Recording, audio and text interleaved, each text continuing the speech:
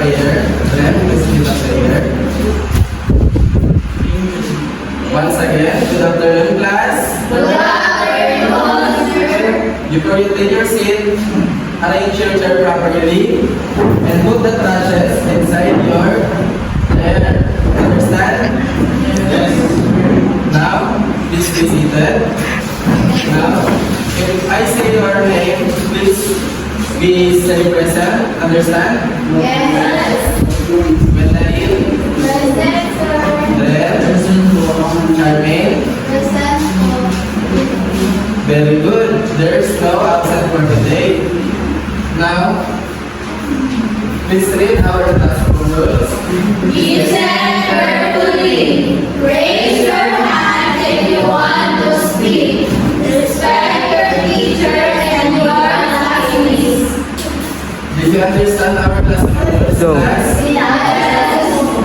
Thank you. Let me first remind you our previous discussion. Last meeting, we talked about different expression. Did you understand, class, our topic yesterday? Yes. Okay, I'm glad to learn and understand our topic. So, before we get the main point of our topic, I have here a what is this, class? Pineapple. Pineapple has different characteristics. The color of pineapple, Yellow. Okay, very good. And the leaves is Green. Very good. Do you have any idea what is our topic for today? Okay, our topic for today is all about comprehension stories to storytelling. So,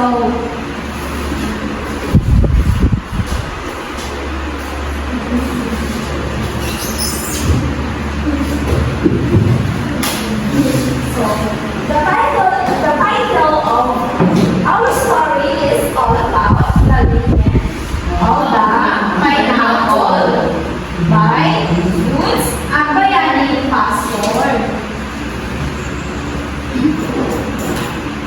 Last lesson, class, I will read a story. Once upon a time, there lived a kind woman named Aling Rosa and her only daughter, Tina. Aling Rosa was hardworking, while Tina was lazy. Again, Tina was Lazy. Okay, very good. Every day, Aling Rosa took Tina how to cook, clean, and receive tasks. But Tina never listened and never learned to learn. One day, Aling Rosa became sick. She asked Tina to cook her meal. Tina kept asking her. Everything was instead of looking for herself. Mother, where is the little? Tina asked about everything. Where salt was put away because she did not want to search for it. Mother, where is the salt? The mother said, it's on the shelf inside this food. Mother said, tired and frustrated, Aling Rosa said these words without thinking. I wish you had many eyes so you could find peace on your own. Suddenly, Tina must disappear. Aling Rosa searched everywhere for her daughter's name, but Tina was nowhere to be found. Days later, Aling Rosa noticed a strange plant growing in her yard. It had a fruit with many eyes on its skin. Aling Rosa realized what had happened. She suddenly named the fruit pineapple after her daughter, Tina. Said, Aling Tina, this must be my daughter, Tina. From then on, people believed that Tina was the ice care of Tina's laziness, her failure, to learn responsibility. Class, did you understand our story? Yes. Our story, the title of our story is about The Legend of the Pineapple. And the author, Woods Ambayani Pastor.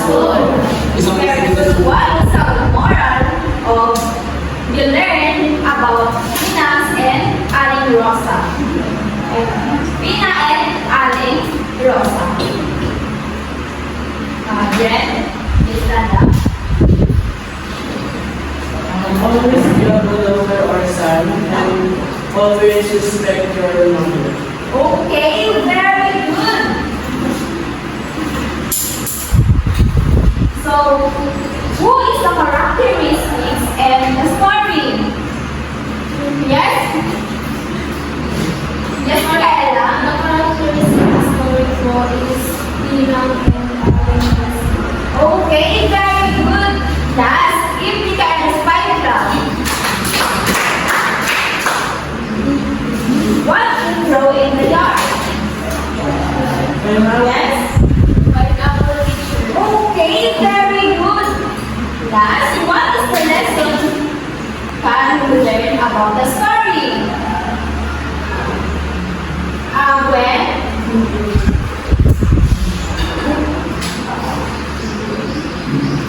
Don't be lazy picture. Okay, very good. Right, you understand our topic today? Yes! Right, so to base your understanding, we will have our group activity. So this will be the group 1, the group 2, and the group 3. So everybody, the criteria of our activity. Operation 5 points. Time management 5 points. Total points 20 points. Right, so do you understand? Yes. Now it's read your direction. Arrange the wrong one. Please read the direction. Arrange the Order then. Alright, so group 2, can you please read your direction? Determine what happened to Pina. For group 3, can you please read your Define the character of your character. Alright, so I will give 5 minutes to finish your task. Representative, can you please go to the front and get your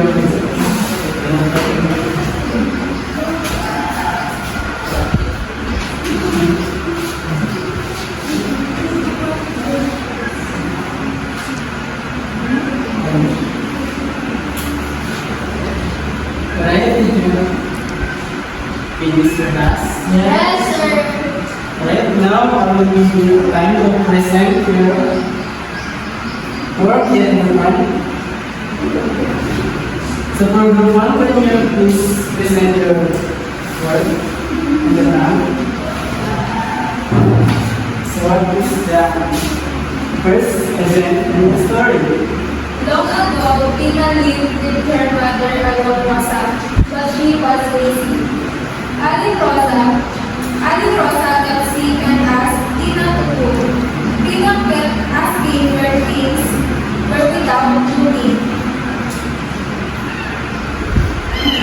Aling Rosa wished Tina had many eyes so she could find things easily. Tina disappeared, a plant with a fruit that had many eyes in their yard. Right, so plus, do you think the arrangement of group 1 is correct? Yes. Right, so let's give him a 5 claps. Absolutely for time.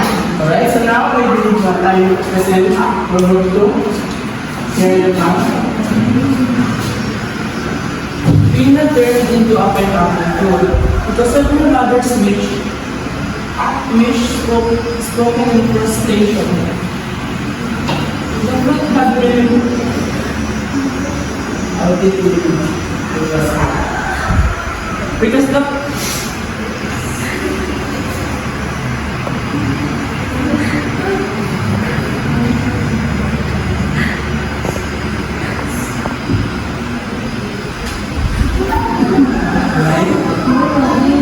because given this commitment, Our task is to determine what happened to Pina. So Pina turned into a pineapple fruit because her mother wished spoken in conversation. So the fruit had many marks that looked like little eyes. right? Let's give him a 5 claps for group 2. So for group 3, can you please take your books?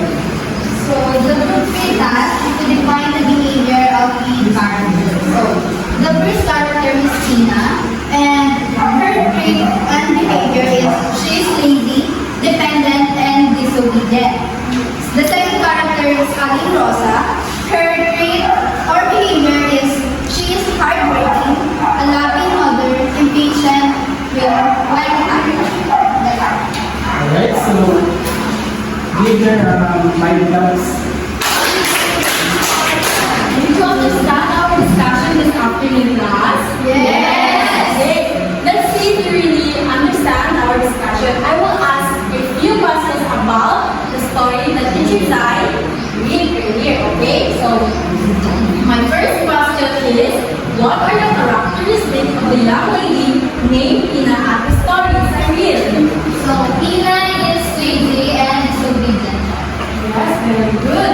Tina is a lazy and disobedient answer. Now, if you were Tina, what would you do differently if your mother asked for a help? Micaela. I will tell her living house decisions of her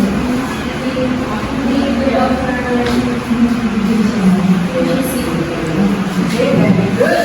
Now, class, what are the lessons that you think that you get from the story entitled The Legend of the Pineapple that you can apply at your daily life? Jen. Being a good person. Because being a good person is something that people will love about you. So you will not like what happened to the Pina. So you will get a good life. Okay, very good. For my last question, class, why we should respect and obey our parents? When?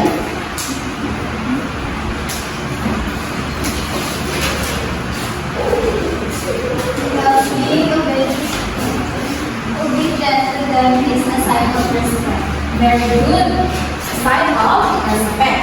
Now, to test your deep understanding about our discussion this afternoon, we will have a short quiz, okay?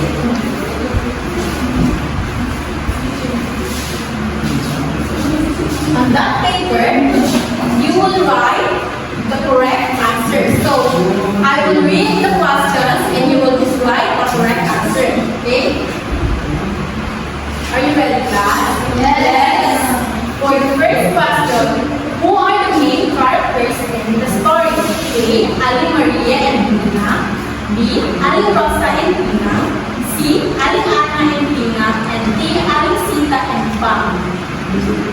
Okay. Done? Yes. For the next question is, what kind of daughter was Pina? A. Hardworking. B. Smart and kind. C. Lazy and did not want to help. D. Quiet and shy.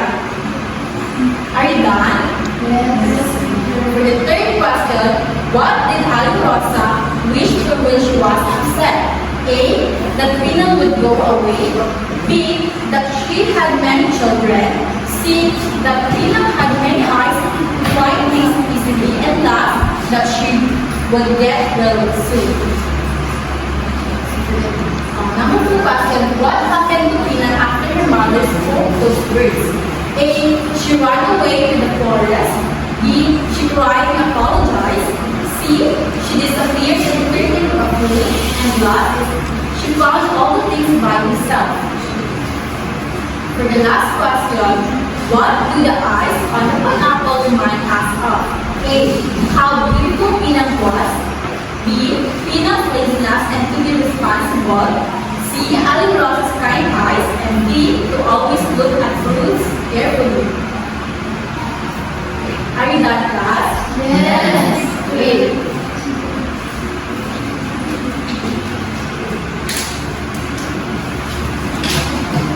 Teacher will check the paper, okay?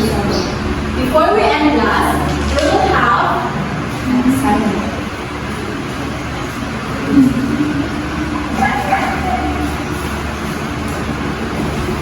So for your assignment, you will write different kinds of characteristics of your friends. Okay, class?